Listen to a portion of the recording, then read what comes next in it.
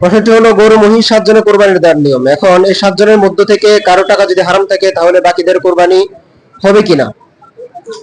উত্তর হলো যদি 7 জনের মধ্যে কোনো একজনের টাকা হারাম থাকে তাহলে কারো কোরবানি হবে না। এই মাসালাটি এসেছে ফতোয়া হিন্দিয়াতে।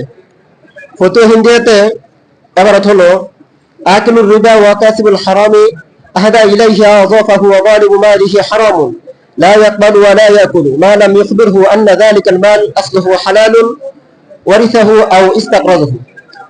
আবার এই মাসালাটি এসেছে কিফায়াতুল মুফতির মধ্যে। इबारत हलो शुराका में से अगर किसी शरीक का हिस्सा माल हराम से हो तो दूसरे शुराका की कुर्बानी भी जायज ना होगी, लिहाजा सूदखोर, बैंक मैनेजर वगैरह किसी भी हराम कमाई वाले को शरीक करना नाजायज है।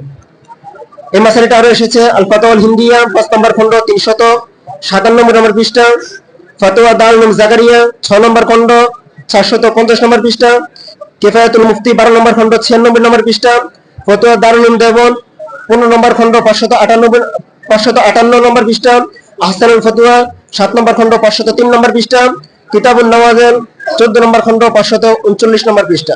আশা করি উত্তরটা বুঝে পেয়েছেন।